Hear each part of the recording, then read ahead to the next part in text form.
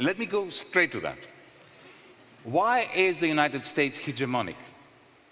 Remember that after the Second World War, the United States came out of the war as the only creditor economy, except Switzerland, but that doesn't count, right? The only creditor economy, the only economy that was in a surplus. It had a trade surplus. It sold more stuff than it imported. Was the United States of America. Its factories were intact. They were not destroyed like across continental Europe or Japan. It wasn't bankrupt like this country was. And remember why you were bankrupt, because you owed all this money to the Americans because they didn't give you a single bullet during the Second World War that they didn't charge you for and demand payment afterwards, which meant that post-war Britain was bankrupt. It was completely in a debtor's prison owned by the United States. We call that debtor's prison the special relationship? It's a special relationship, yes, indeed.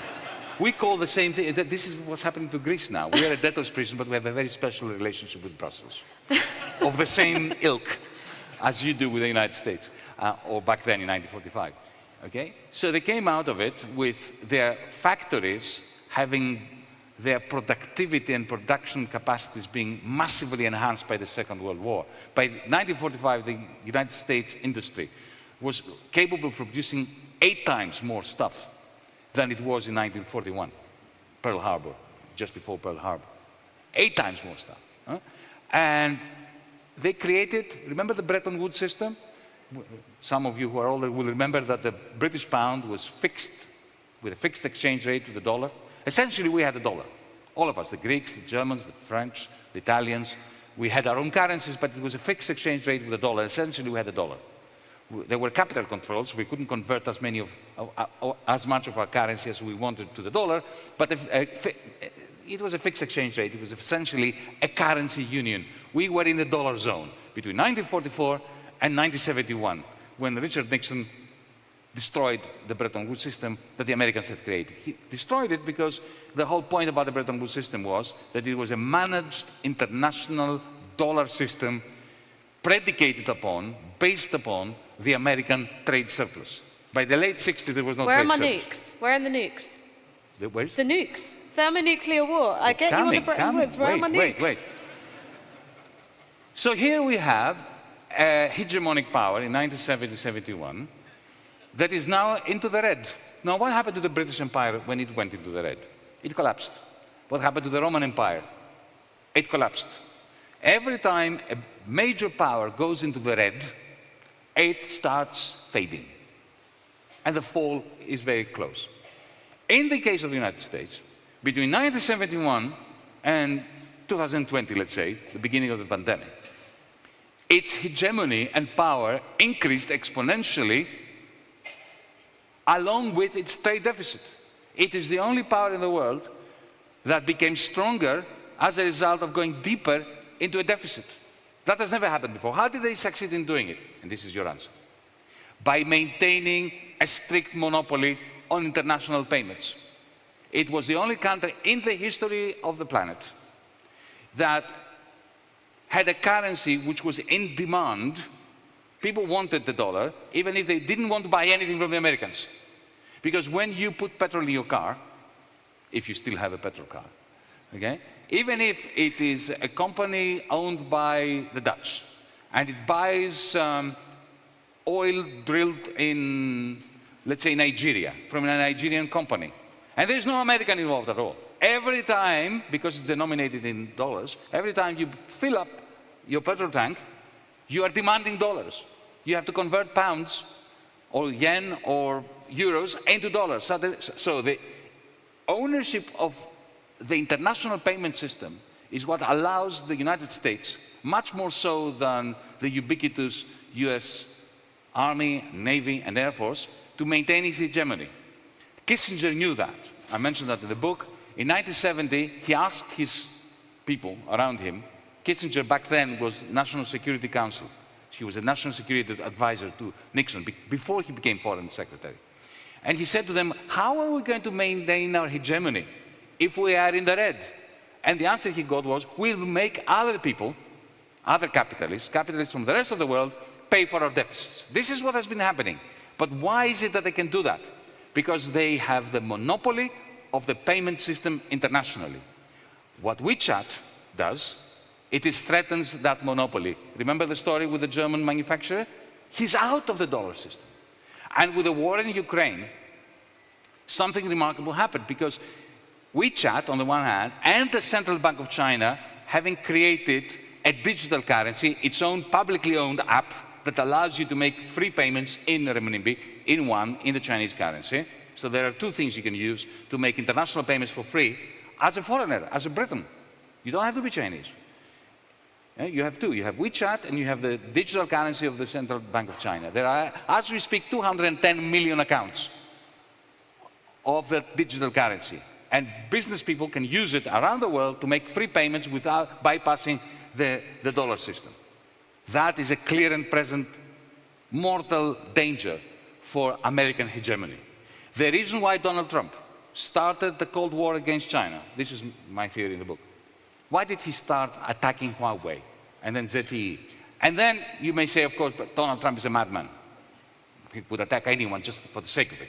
Well, Joe Biden comes in as the anti-Trump president of the United States. And what does he do with the Cold War that Trump had started? Does he claw back? Does he retreat from it? No, he turbocharges it. He comes out with a declaration in the fall of 2021, essentially sending the message to China, we are going to stop you from becoming an advanced economy by banning all sales of advanced microchips, which is essentially, it's like in 1800 banning steam engines, the export of steam engines to Germany. This is like saying, we are declaring economic warfare against you. And why does he do that? The argument that it's because of Taiwan is rubbish. Nothing has changed about Taiwan. The one China policy had always been accepted by the West since Nixon went to Beijing. So it's not that. It's not that China is building up its army or its navy. I will believe that only when I see Chinese destroyers and frigates outside Los Angeles. For the time being, all I see is American warships outside Shanghai. So none of that makes sense. What makes sense is that the Chinese payment systems, which brings together Chinese finance and Chinese cloud capital in a most effective way, just visit WeChat and you will see what I mean, is a mortal danger for the monopoly of the dollar. The war in Ukraine did something quite interesting. This superhighway of all singing, all dancing, digital payments, Chinese payments, the WeChat and the digital currency of the Central Bank of China, that was already there. But it's like building a superhighway, you know, imagine 5 lanes on each side and a big, spanking new, beautiful highway with no cars on it. Because if you were a capitalist, even if you were a Chinese capitalist, you still wanted to use the dollar. Because if you produce aluminum in Shenzhen, you want to sell most of it to the Americans. So you want to sell it for dollars. And then you take the dollars and you take it to Wall Street and you buy American bonds and you buy real estate in Miami and so on. So the Chinese capitalists didn't even want to use this superhighway of payments. But the moment the United States, together with the European Union, confiscated $450 billion worth of Russian money, I'm not judging this. I'm not saying they should have done it or not have done it. I'm simply saying they did it. So imagine you are a Saudi Arabian sheikh, or the emir of some emirate, or some Indonesian bigwig, or Malaysian. There you are. I'm imagining. You can imagine, right? And you think, oh my God, they confiscated 450 billion smackers because they didn't like their policies. Well, they may not like me tomorrow because I'm not the best guy in the world. They know that, right? Well, maybe I should hedge my bets, not put all my money in the dollar system. I will put most of my money in the dollar system, but I will put some in the Chinese superhighway. The Americans see that. The smart people in Washington see this as a serious threat. Because if they lose the monopoly of the dollar system, of the payment system internationally, that's it. The United States is finished. They're deeply in the red. They have a huge budget deficit and a huge trade deficit, which they manage to turn into a strength only as long as the Chinese do not touch their monopoly. Chinese big tech does. I'm going to pause you there and I'm going to offer you guys a choice. We can have basically 5 to 10 minutes of you guys asking Yanis awkward questions, or I could ask him the most awkward question I have here written down on my piece of paper. So you're going to have a plebiscite. So you guys decide. Audience Q&A, awkward question on piece of paper. Audience questions. All right, so I'm going to ask everyone. Oh, my question. All right. Or a combination. Here goes. Well, look, it depends on how you answer it. I will answer them quickly. Okay, all right, so we'll do this. Epigrammatically. We'll do this very last awkward question. So, in the book, what you're arguing is that what we have is worse than capitalism, right? Absolutely. It's not capitalism anymore, it's worse than capitalism. You've outlined a plausible path to a hot war between America and China. You write about all the ways in which not just we as workers are disempowered, but what we used to think of as the capitalist classes, the ownership classes, are disempowered in relation to these, you know, the big tech, hyper-capitalists. these hyper-capitalists. The cloudalists, right? as I call them. These cloud capitalists. And then it seems to me that in your political life, what you say is, well, vote for a left-wing party. Is there not a mismatch here between the arena of political action that you're saying we should contest, whether that's workplace organizing or it's contesting elections, and the size of the wealth and power grab that's happening under our eyes? Absolutely. If I said that, then I would have been completely ludicrous. I'm not diminishing the importance of participating in elections and voting strategically and voting and creating political parties. Or, you know, I was with my friend Jeremy Corbyn the other day, Islington North, Jeremy Corbyn, and, you know, we demand participation in elections, but that's not enough. You know, bourgeois democracy is not going to change anything. Yeah, I mean, it's a civic ritual. If it could, it would have been banned, as we know from Greece, right? So, if you, in the last chapter and in my previous book, I make it clear, we need a tech revolution. We need to use these applications in order to organize a resistance against the power of these cloudalists. So, for instance, let me give you an example. Right? We need to bring down the water companies in this country, because neither Starmer nor Sunak will do it. How do you do it? Here's an example of what we could do. We could organize a payment strike, which is strategically timed, so we can find out, for instance, through good comrades that we may have in the financial sector. What a sentence that was, by the way. Comrades we may have in the financial sector. Don't let that wash over you. There are people, there are sleepers in there, simply because, you know, they need a job. They've been napping a long time. I meet them, and they come and whisper in my ear, you know, I hate this job, but, you know, what can I do? I need to make some money. And what is the alternative? Poverty. How is my poverty going to help the cause? And I say to them, yeah, go on. But, you know, there are people in there.